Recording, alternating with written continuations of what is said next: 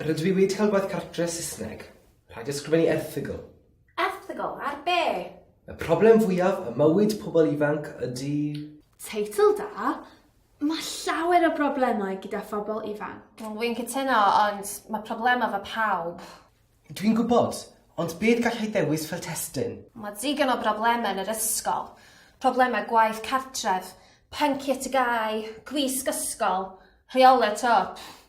Dwi'n cytuno, ond bydd pawb yn ysgrifennu am yr ysgol. Dwi eisiau fod yn wahanol.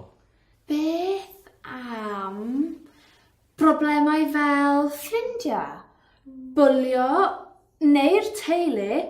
Ble i ddechrau? Mae dad yn cwyno am fy marcau ysgol bob amser. Beth am ddewis topig gwahanol? Topig hefo mwy o ffeithiau? Syniad da. Beth am ysmygu? Mae pobl ifanc yn ysmygu ac mae'n afiach. Dwi'n cytuno, ond dwi'n meddwl bod yfed dan oed yn broblem. Mae mwy a mwy o pobl ifanc yn yfed alcohol erbyn hyn, a dydyn nhw ddim yn gwybod pryd i stopio. Dwi'n gwybod, a mae problemau hefyd gyda merched 13 oed yn edrych fel merched 18 oed.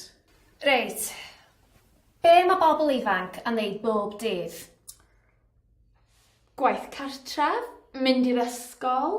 Bwyta, chwaraeon, gemau. Dyna ni, technoleg. Technoleg? Cyfrifiaduron? Dim just cyfrifiaduron, ond ffonau symudol, iPads, Fitbits. Mae caffi cyber newydd agor yn y dref, ac mae ar agor pob dydd. Gwych. Bwyd a chyfrifiadur. Caffi cyber? Pam? Dwi ddim yn gallu teipio a bwyta. Syniad twp. O, Jade, weithiau, rwy ti'n byw yn oes Victoria. Mae caffi cyber yn boblogaidd erbyn hyn. Gallu ti'n neud gwaith cartref, siarad y ffrindiau, mynd ar Skype, defnyddio Google. Beth yn mor bwysig am dechnoleg? Wel, rwy ti'n defnyddio ffôn ac iPad, felly rwy ti'n defnyddio technoleg. Rwy ti'n textio bob dydd, ac rwy ti'n defnyddio Instagram a FaceTime. Mae technoleg yn gallu newid bywyd person. Dwi'n cytuno, ond be ydy'r problemau? Pwysau technoleg.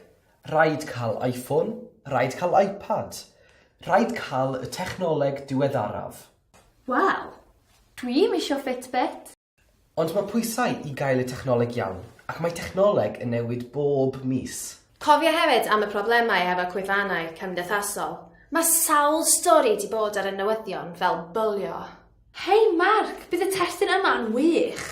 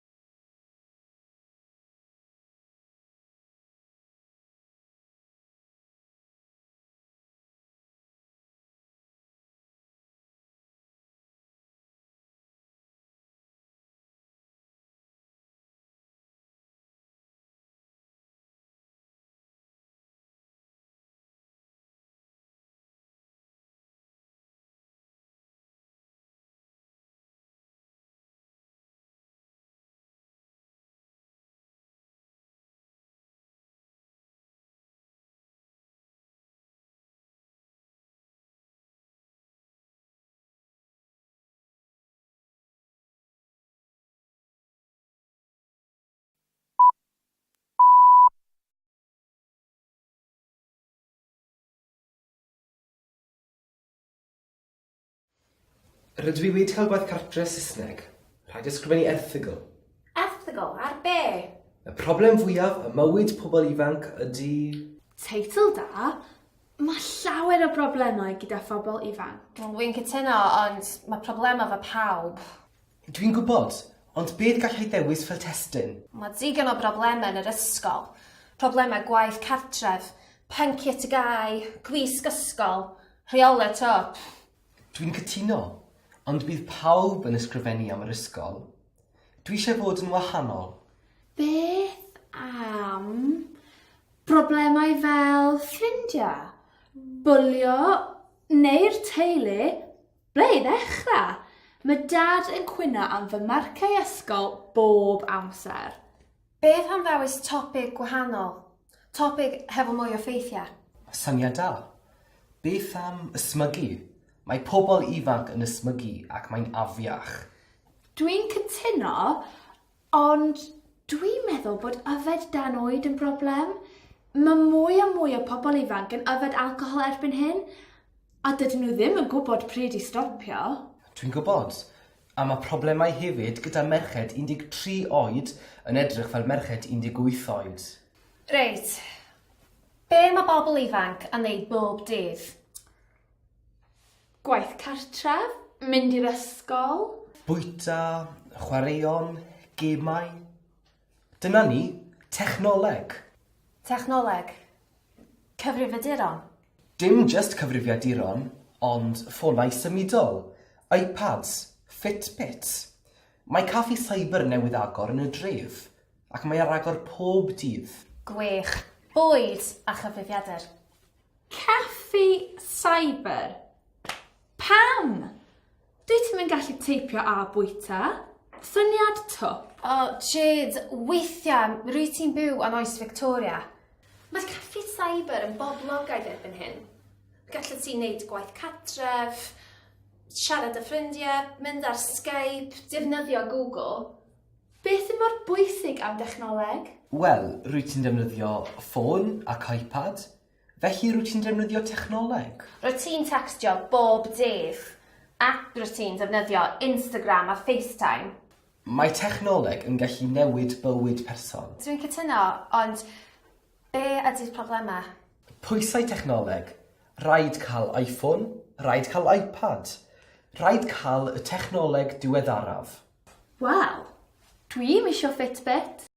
Ond mae pwysau i gael y technoleg iawn, ac mae technoleg yn newid bob mis. Cofio hefyd am y problemau hefo cwyfannau cymdeithasol.